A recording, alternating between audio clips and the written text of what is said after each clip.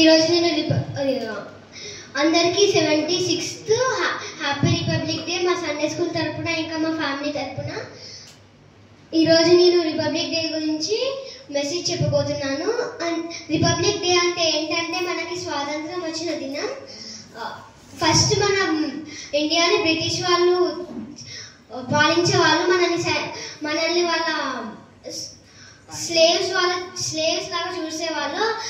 కొంతమంది freedom fighters మన కోసం ఫైట్ చేసి మనకి స్వస్థత ఇచ్చారు. స్వస్థత ఇచ్చినా కూడా మనకి ఇంకా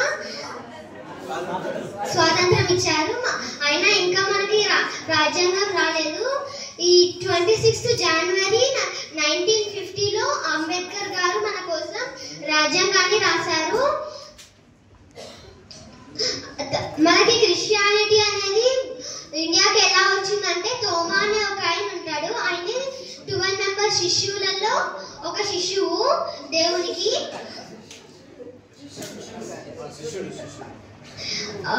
ఆయనని డౌటింగ్ తోమా అని కూడా అంటారు. ఎందుకంటే దేవుడు తిరిగి లేచినా కూడా చనిపోయి తిరిగి లేచినా కూడా తోమా నమ్మలేదు. గాయాలలో చేతి పెడితే గాని తోమా నమ్మలేదు. అందుకే ఆయనని డౌటింగ్ తోమా అని కూడా అంటారు. అప్పుడు దేవుడు అన్నాడు, చూసి నమ్మిన వాడికన్నా చూడక నమ్మిన వాడే ధన్యుడు అని అన్నాడు.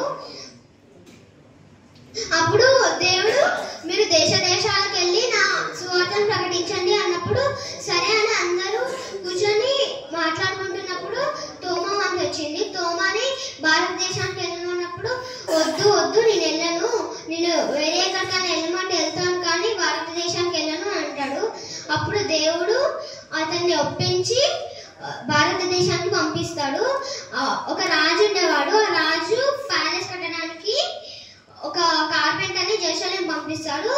ఆ కార్పెంటర్ తోని దేవుని ఆత్మ కార్పెంటర్ తోని మాట్లాడి తోమాని అతనితో పంపించినప్పుడు ఆ కార్పెంటర్ చెప్తాడు, ఈయన నా మాస్టర్ కార్పెంటరు అని చెప్తే రోజు కష్టపడి ప్యాలెస్ కడితే ఎవ్రీ మంత్ డబ్బులు ఇస్తాడు. ఆ డబ్బుల్ని అతను తోమా పేదవాళ్ళకి కుష్టి రోగులకి ఇచ్చి సహాయం చేశాడు. తర్వాత కుష్టి రోగులకు ఇస్తూ సువార్త ప్రకటించేవాడు. ఇట్లా చేయొద్దు అని వేరే దేశంలో ఉన్న వాళ్ళు రాజుకు చెప్తే రాజు వాళ్ళని తోమాని అరెస్ట్ చేసి జైల్లో పెడతాడు. అప్పుడు జైల్లో పెట్టిన తర్వాత రాజు యొక్క బ్రదర్ గాదు అని చనిపోతాడు.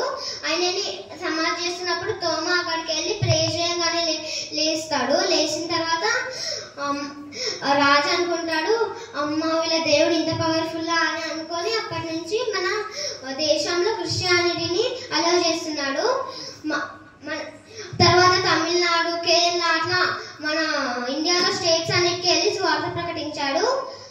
మనం కూడా సువార్త ప్రకటిస్తే దేవుడు కూడా మనకి ఏదో ఒక మేలు చేస్తాడు. ఈ చిన్ని మెసేజ్ దేవుడు దీవించి ఆస్వాదించును గాక. ఆమేన్.